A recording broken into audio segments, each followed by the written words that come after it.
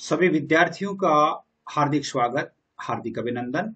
प्रिय विद्यार्थियों, साहित्य क्लासेस के अंतर्गत हम पढ़ रहे हैं हिंदी अनिवार्य, जिसमें आरोह भाग 2, जिसका एक पाठ है आपके 5वां पाठ सहर्ष स्वीकारा है, गजानन माधव मुक्तिबोध का लिखा हुआ। गजानन माधव मुक्तिबोध का लिखा हुआ पाठ, जिसका प्रथम भाग हमने पढ़ लिया है। प्रथम भाग में हमने कवि का परिचय पढ़ा, एक तो कवि परिचय, इसके साथ साथ कविता का परिचय भी पढ़ा। कविता का परिचय भी पढ़ा, कविता का केंद्रीय भाव भी पढ़ा कि कविता किससे संबंधित है। ये हमने पढ़े थे गजानन माधव मुक्तिबोध। आज हम दूसरा भाग पढ़ेंगे, जिसमें संपूर्ण कविता की व्याख्या पढ़ेंगे। पहली बात, संपूर्ण कविता की व्याख्या पढ़ेंगे और उस व्याख्या के दौरान कौन कौन सी चीजें विशेष है। विशेष में देखिए, जैसे मान लो उसमें कौन सा अलंकार है, कौन सा छंद है, क्या उसकी भाषा है, और यानी किस प्रकार इसकी रचना की गई है, क्या उसके भाव हैं, ये सब हम आज पढ़ेंगे। इससे पहले हमने 4 भाग यानी 4 पाठ पढ़ लिए हैं और लगातार अपलोड हो रहे हैं पाठ, तो आप निश्चित रूप से मेरे साथ बने रहें। आपको संपूर्ण पाठ्यक्रम का अध्ययन आपको करवाया जाएगा। संपूर्ण पाठ का अध्ययन अर्थात कंप्लीट आपको सिलेबस करवाया जाएगा, जिस प्रकार 2020-21 में भी सभी विद्यार्थियों को करवाया गया, और अब भी आपकी जो 21-22 का जो सेशन है, इसमें भी आपको पूरे पाठ पढ़ाए जाएंगे, अच्छी तरह से पढ़ाए जाएंगे। विशेष प्रश्न भी आपको करवाए जाएंगे। बोर्ड के लिए कौन से प्रश्न है वो अभी महत्वपूर्ण बन रहे हैं, वो भी आपको बताए जा रहे हैं। पाठ के अंत में जैसे इसमें से 7 प्रश्न है वो चयन किए गए हैं, और उन 7 प्रश्नों से उम्मीद करता हूं कि बोर्ड परीक्षा में उनसे बाहर कोई प्रश्न नहीं होगा। और आपके लिए मैंने जो ग्रुप बनाए हैं वो ग्रुप है 9610208295। इन पर आपके लिए व्हाट्सएप ग्रुप बनाए गए हैं और उस ग्रुप पर आप निश्चित रूप से ऐड हो सकते हैं। बॉयज और गर्ल्स के लिए अलग अलग बनाए गए हैं, कंपटीशन क्लास के विद्यार्थियों के लिए अलग बनाए गए हैं, तो आप ऐड हो जाएं। और ऐड होने का कोई चार्ज नहीं है, किसी प्रकार की कोई फीस भी नहीं है, आप सभी की सुविधा के लिए बनाए गए हैं, जिसमें एग्जाम से संबंधित सूचना आती है। एग्जाम के अलावा जैसे मान लो आपका कोई अकस्मात ही कोई जैसे सिलेबस कम कर दिया, कोई पाठ कम कर दिए, या और किसी प्रकार की अन्य सूचना होती है, तो वो ग्रुप में आती रहती है। इसलिए लड़का हो चाहे लड़की अपना नाम जरूर लिखे, क्योंकि बॉयज और गर्ल्स के लिए अलग अलग ग्रुप हैं, तो अपना नाम लिखे। और निश्चित रूप में आपको जैसे बॉयज और गर्ल्स में से जो भी है, तो मैं उसे कॉल करके पूछता हूं कि क्या आप वास्तव में लड़की है या नहीं। तो जैसे मान लो आप अपना नाम सही बताएं, और क्योंकि गुरु के सामने जो व्यक्ति झूठ बोल जाता है, तो वह व्यक्ति कभी भी जीवन में सफल नहीं होता है। तो इसलिए आप अपना सही सही पता बताएं और अपना नाम ऐड करवाएं। कोई फीस नहीं है, आप सभी की सुविधा के लिए, आप सभी के लिए एक समर्पित भाव से हम काम कर रहे हैं, तो आप निश्चित रूप से मेरे साथ बने रहें। और आपको जैसे पीडीएफ भी उपलब्ध करवाई जा सकती है। इसके अलावा जो मॉडल पेपर होंगे, मॉडल पेपर भी आपको बताएंगे कि इसमें से कौन कौन से प्रश्न मुख्य बन रहे हैं। मॉडल पेपर आपके टेस्ट का आयोजन करने का विचार भी है। जैसे 5 पार्ट हो जाते हैं, तो 5 पार्ट के बाद में एक टेस्ट का आयोजन करते हैं कि उसमें टेस्ट में आप कितने प्रश्न हल कर पाते हैं, कैसा आपका होता है। तो आप बने रहें मेरे साथ निश्चित रूप से। तो हम आगे जो जो बढ़ेंगे त्यों हम देखेंगे। तो आइए देखते हैं आज की इस कविता को, कि सहर्ष स्वीकारा है, इसमें क्या है। देखिए, सबसे पहले कवि क्या लिखता है।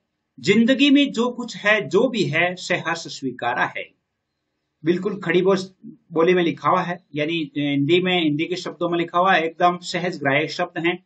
तो आप इसको कैसे लिखेंगे वो मैं आपको बता देता हूं। इसमें से कौन सी लाइन महत्वपूर्ण है वो मैं आपको अंडरलाइन करवा देता हूं, जहां से प्रश्न बन सकता है। जिंदगी में जो कुछ है, जो भी है, सहर्ष स्वीकारा है, इसलिए कि जो कुछ भी मेरा है वह तुम्हें प्यारा है।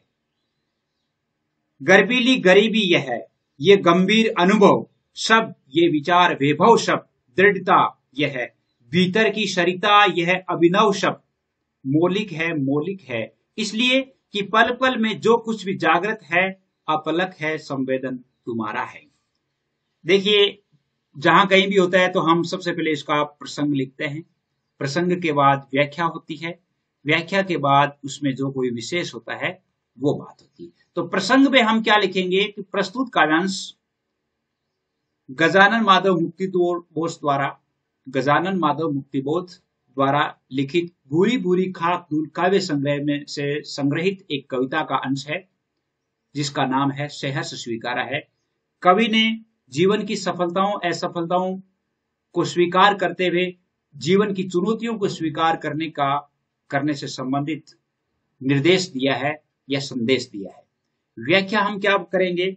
व्याख्या में देखिए, इनमें सबसे पहले कवि क्या लिखता है, मुक्तिबोध अपने रहस्यमय प्रिय को, अब इसमें जैसे प्रिय का नाम नहीं दिया, जैसे प्रिय का मतलब तो भाई बहन हो सकता है, अपनी मां हो सकती है, अपने प्रियजन हो सकते हैं, अपनी प्रियतमा हो सकती है, पत्नी हो सकती है, प्रेयसी हो सकती है, तो कोई भी हो सकता है।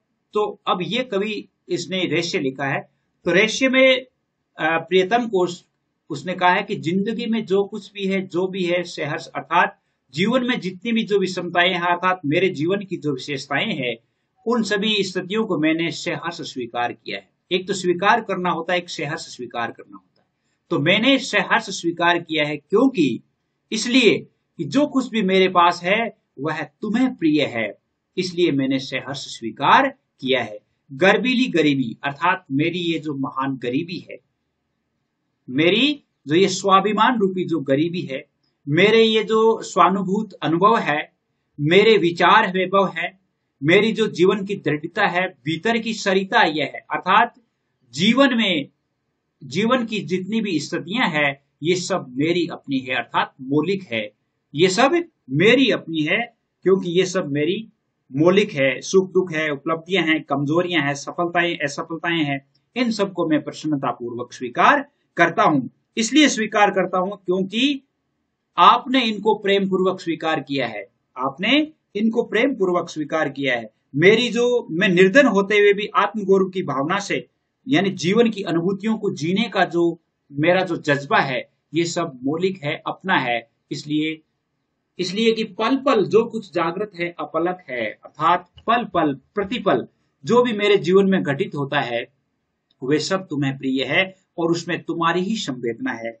अर्थात जितनी भी जो प्रेरणाएं है, जागृत चेतना है, गतिशील प्रेरणा है, अनुभूतियां हैं, इन सब में तुम्हारी संवेदना और तुम्हारी प्रेरणा काम कर रही है, और वही मेरे व्यक्तित्व और जीवन का निर्माण करने वाली है, और वही मुझे प्रिय है जो तुम्हें प्रिय लगता है। ये तो व्याख्या हो गई। व्याख्या के बाद इसमें विशेष क्या है? देखिए, इसमें अलंकार के रूप में यदि हम देखें तो एक तो गर्वीली गरीबी है, यहां पर आप अनुप्रास अलंकार है। कौन सा है? अनुप्रास अलंकार है। मौलिक है, इसमें पुनरुक्ति प्रकाश अलंकार है, पुनरुक्ति प्रकाश है। एक पल पल जो शब्द है, इसमें पुनरुक्ति प्रकाश अलंकार है। अब ये तो हो गया अलंकार से संबंधित। दूसरे इसकी भाव क्या है कि जीवन की सफलता असफलता, दुख सुख, इन सबको स्वीकार करने का संदेश दिया है। तीसरी बात, भाषा सहज सरल और ग्राह्य है, अर्थात सहज ग्राह्य, सहज अर्थ ग्रहण करने योग्य है। तो ये तो हुई प्रथम भाग की व्याख्या। दूसरे में देखिए आगे कवि क्या कहता है। आगे कहता है कि जाने क्या रिश्ता है, जाने क्या नाता है। रिश्ता नाता मतलब संबंध। जितना भी उड़ेलता हूं भर भर फिर आता है, दिल में क्या झरना है, मीठे पानी का स्रोता है, भीतर वह ऊपर तो मुस्काता चांद ज्यों धरती पर रात भर। बहुत ही सुंदर लाइन है ये। मुस्काता चांद ज्यों धरती पर रात भर, मुझ पर त्यों तुम्हारा ही खिलता वह चेहरा है। सचमुच मुझे दंड दो कि मैं भूलूं तुम्हें भूल जाने की। दक्षिण ध्रुवी अंधकार अमावस्या, शरीर पर चेहरे पर अंतर में पालू में, झूलू में उसी में नालू में। देखिए, प्रसंग तो आप उसी प्रकार लिखना है कि भूरी भूरी खाक धूल में संग्रहित कविता का अंश है, जिसमें कवि ने जीवन के सुख दुख, उपलब्धियां और जीवन की विषमताओं को सहर्ष स्वीकार करने का संदेश दिया है। अब हम इसकी व्याख्या करते हैं। व्याख्या में कवि क्या कहता है? कवि कहता है कि अपने प्रियजन को संबोधित करते हुए कहता है कि मैं ये नहीं जानता, मैं ये नहीं जानता कि मेरे और तुम्हारे बीच क्या रिश्ता है, मेरे और तुम्हारे बीच क्या रिश्ता है, कौन सा स्नेहिल संबंध है, किस नाते में मैं तुम्हें प्रिय मानता हूं। मैं तो इतना जानता हूं, मैं तो इतना जानता हूं कि मैं इस स्नेह को अपने हृदय में कविता रूपी भावों में जितना व्यक्त करता हूं, अर्थात बाहर निकालने का प्रयास करता हूं, वही बार बार मेरा हृदय फिर से भर जाता है, अर्थात प्रेम से सराबोर हो जाता है। मैं नहीं जानता कि दिल में कौन सा झरना है जो मीठे पानी का स्रोत है, अर्थात आपका प्रेम है। मुझे तो ऐसा लगता है कि मेरे दिल में कोई एक झरना है या कोई स्रोत है जो निरंतर निरंतर स्नेह रूपी जल बहाता रहता है, जो निरंतर स्नेह रूपी जल बहाता रहता है और मेरे हृदय में भावों की हलचल मची रहती है। मेरे हृदय में भावों की हलचल मची रहती है। इस प्रेम पूरित हृदय के ऊपर तुम विराजमान हो, भीतर वह तुम, भीतर प्रेम और ऊपर तुम, उसके ऊपर तुम विराजमान। मेरी भावनाएं अंदर है, उन भावनाओं के ऊपर तुम्हारा राज चलता है और तुम मुस्काता चांद जो धरती पर रात भर, अर्थात जिस प्रकार पूर्णिमा का चंद्रमा आकाश में रात भर अपनी चांदनी बिखेरता रहता है, मुस्काता चांद जो धरती पर रात भर, पूर्णिमा का जो चांद है वो रात भर पृथ्वी पर चांदनी बिखेरता रहता है, पृथ्वी को खुश करता रहता है। मुझ पर क्यों तुम्हारा ही खिलता वह चेहरा है, उसी प्रकार तुम्हारा मुस्कुराता हुआ सुंदर चेहरा मेरे हृदय को अपने आकर्षण से आलोकित कर रहा है, अपने आकर्षण से आलोकित कर रहा है, मुझे प्रसन्नता दे रहा है। आगे लिखा है कि सचमुच मुझे दंड दो कि भूलूं मैं, सचमुच मुझे दंड दो कि भूलूं मैं। कवि कहता है कि हे प्रिय, तुम मुझे दंड दो कि मैं तुम्हें भूल जाऊं, मुझे इस प्रकार का दंड दो कि मैं तुम्हें भूल जाऊं। और तुम्हें भूलना यद्यपि बहुत बड़ा दंड है, तुम्हें भूलना बहुत बड़ा दंड है, तुम्हें भूल जाने की दक्षिण ध्रुवी अंधकार अमावस्या, यानी फिर भी मैं इस कारण इस दंड को झेलना चाहता हूं। कवि कहता है कि प्रिय वियोग के कारण उसके हृदय में दक्षिणी ध्रुव जैसा गहन अंधकार छा जाएगा।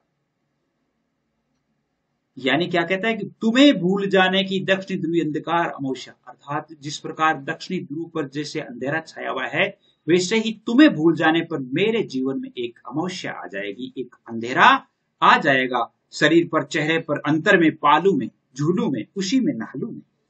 कवि क्या कहता है? कवि कहता है कि वियोग की काली अमावस्या उसके शरीर पर, मुख पर और हृदय पर छा जाए, इस प्रकार की प्रेरणा मुझे दो और हृदय में, पालू में, यानी उस वियोग वेदना को भरपूर झेल लूं और उसमें नहा लूं, अर्थात पूरी तरह से उसे अपना लूं, पूरी तरह से अपना लूं। प्रिय वियोग मुझ पर पूरी तरह से छाया हुआ है, यद्यपि प्रिय का जो अर्थात उसी में नहलू में।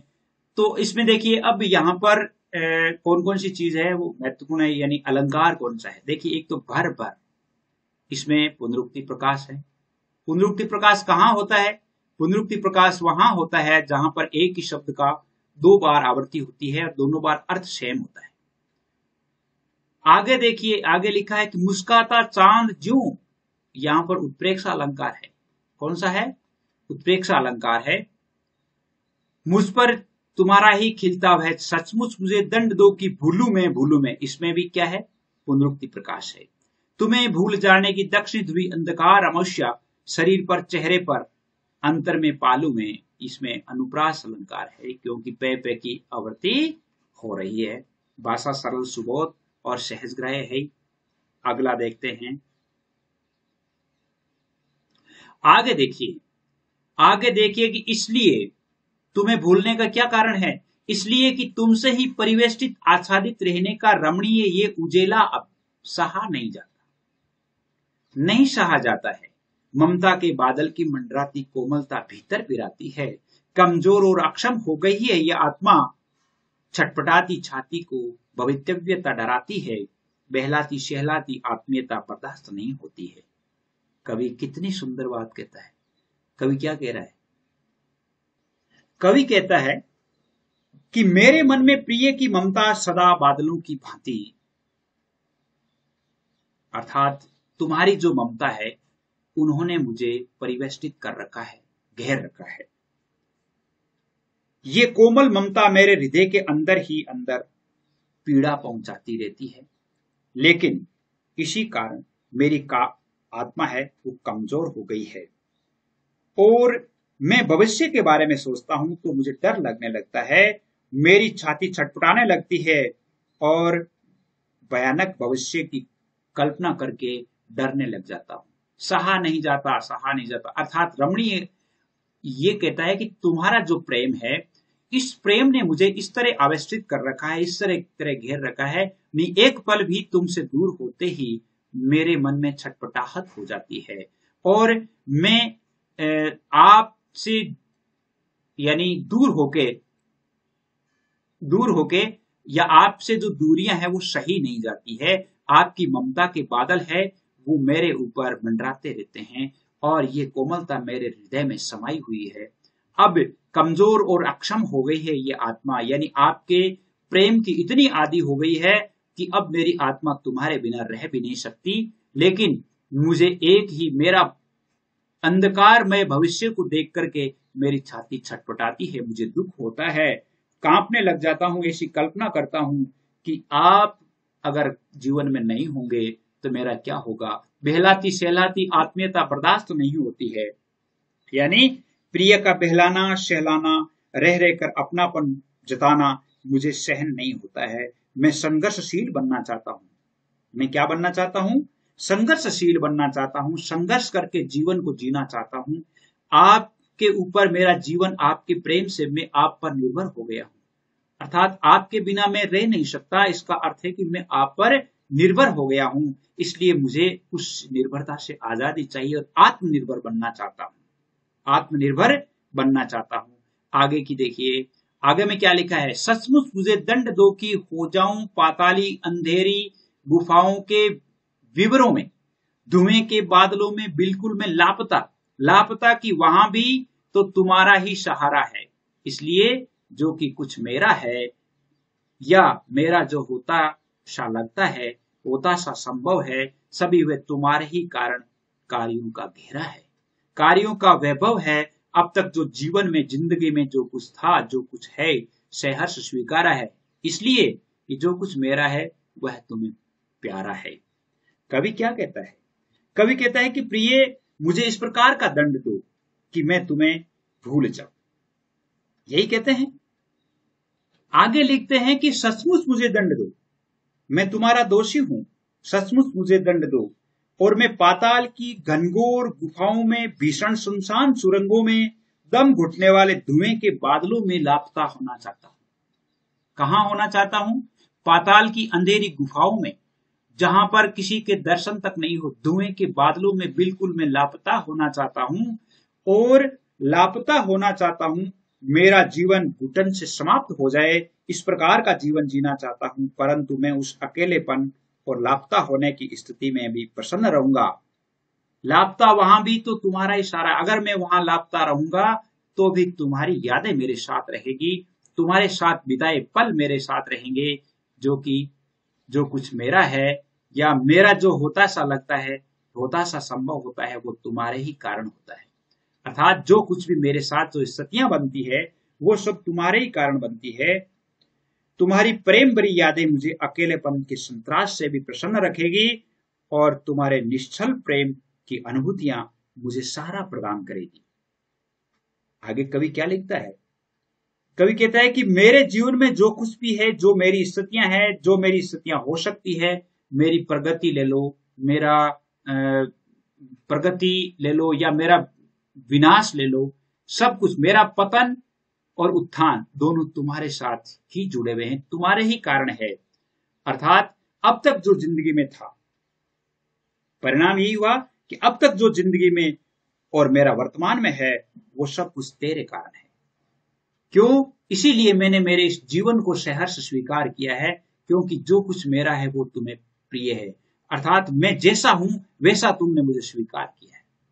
इसका मुख्य उद्देश्य या इस कविता का जो संदेश भाव क्या है कि जो कुछ भी मेरे पास था, यानी मैं जैसा भी जिस स्थिति में हूं, आपने मुझे स्वीकार किया है और यही आपका प्रेम है, वो मेरे जीवन में अनवरत मेरा पीछा कर रहा है, जिससे मैं आपके साथ अर्थात आपके कारण ही आज इस दुनिया में हूं।